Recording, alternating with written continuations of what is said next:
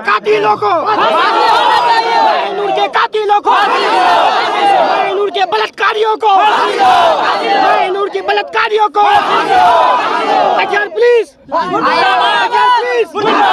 Azhar SP, मायनूर के बलात्कारियों को, मायनूर के बलात्कारियों को, मायनूर के कातिलों को। तो सबसे पहले उस लड़की के साथ बलात्कार किया गया, उनके बाद जब यहाँ के लोगों ने प्रदर्शन किया, यहाँ के लोगों आगे जाने की सोची तो उनका पोस्टमार्टम किया गया, लेकिन उस पोस्टमार्टम को किसी तरह दबाने का पूरा कोशिश किया गया।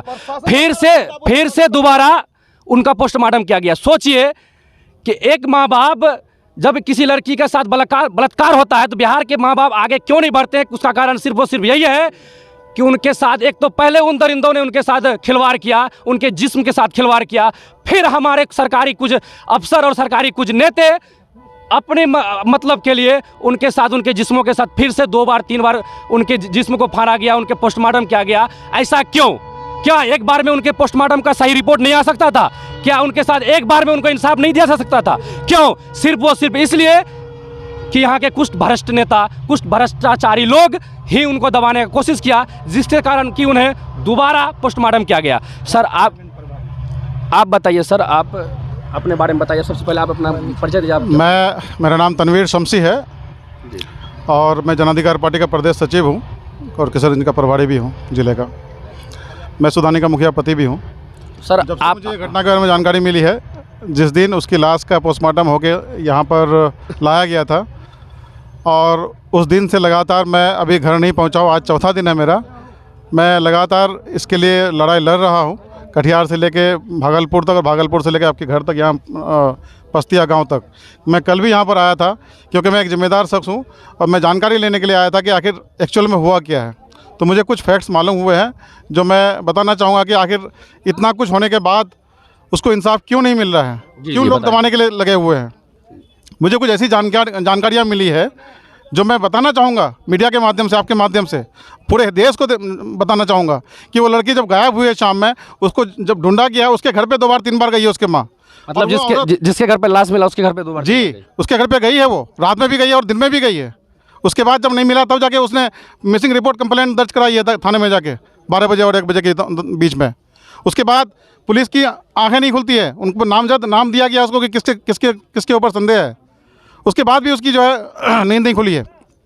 पुलिस बिल्कुल आइडल है, बिल्कुल सुस्त है, बिल्कुल क्या कहेंगे उसको, बिल्कुल मनमानी है, नाकारा है, कुछ काम नहीं कर रही है पुलिस। उसके बाद जो घटनाक्रम हुई है तो आप और मतलब चौंक जाएंगे कि लड़की उस घर की, जिसके घर में मतलब जो ये फांसी लटकी गई थी, लटकाया गया था लड़की को मार के, उसके साथ रेप करके, वो औरत उसके घर पे 2 बार गई है, फिर भी नहीं बताती है कि वो लड़की हमारे घर में है। इसके पीछे बहुत बड़ी साजिश है। वहाँ पे शराब की बोतलें मिली है, वहाँ पे चप्पलें मिली है मर्दों की, जबकि उसके घर में मर्द नहीं है। 4 जोड़े या 5 जोड़ी चप्पल उनको मिली है वहाँ पे, और पुलिस ने इसको जब्त किया। मैं चाहूँगा, शराब की बोतलें मिली है वहाँ पे, वो सारा कुछ एक बोरे में डाल के वो लेके गए हैं। मैं चाहूँगा कि इसकी तह तक जो है जाँच हो। अभी भाई ने कहा था मुझे, रागी भाई अभी जो मुखिया जी है वहाँ के, अभी उन्होंने कहा कि इसकी जो है उच्च स्तरीय जांच होनी चाहिए, हाईकोर्ट के जज इनको जांच करें। सर हम आपसे ये जानना चाहते हैं कि आप जाप के अध्यक्ष हैं, प्रदेश सचिव हैं सर, तो आपके पार्टी की तरफ से और आपके जो सुप्रीमो है पप्पू यादव जी, उनके द्वारा क्या प्रतिक्रिया रहा? मैंने उनको यहाँ से सारा कुछ मैसेज भेज दिया है, उनका प्रोग्राम बन गया है, वो कल सुबह 9 बजे यहाँ पे हाजिर होने वाले हैं। कल सुबह यहाँ आएंगे। वो उस लड़ाई में हमारे साथ कंधे से कंधा मिला के लड़ना चाहते हैं और वो लड़ेंगे। मेरा कहना यह है सर कि ये घटना 4 दिन तक का है, अभी 4 दिन से चल रहा है, ये लड़ाई 4 दिन से चल रहा है, लेकिन अभी तक एक तो स्थानीय जो भी विधायक है, जो भी पार्टी के हैं, जेडीयू हो, बीजेपी हो, भी आए नहीं। लेकिन सर आप यहाँ आए हुए हैं, लेकिन पप्पू यादव जी का कहना है कि जहाँ भी कोई भी दुर्घटना हो हम वहाँ तुरंत पहुँचेंगे, लेकिन 4 दिन हो गया है सर, वो अभी तक नहीं पहुँचे। इसका क्या कारण? वो दिल्ली में थे, दिल्ली से उनका प्रोग्राम ऑलरेडी सेट होता है और वो जहाँ मतलब इस तरह की घटनाएं होती हैं वहाँ वो पहुँचते हैं। इस तरह की घटनाएं पूरे देश में हो रही हैं और बिहार में खास करके हो रही हैं, बलात्कार और मर्डर जैसी घटनाएं। लेकिन हमारे जो सीएम साहब है उनका कहना है कि हमारे सुशासन का सरकार चल रहा है, उनका कहना है कि यहाँ तो क्राइम रेट बिल्कुल कम है। इसके लिए क्या कहेंगे आप? क्राइम रेट कम नहीं है, ये बिल्कुल गलत बयानी है उनकी। जितनी ज़्यादा क्राइम रेट है और कहीं पर भी नहीं है पूरे देश में। हर दिन हत्याएं हो रही है, इतने सारे मुखिया का मर्डर हो गया, इतने सारे समितियों का मर्डर हो गया, इतने मेंबर का और सरपंच का मर्डर हो गया, कुछ भी नहीं है। ये सिर्फ सुशासन नहीं, कुशासन की सरकार है ये।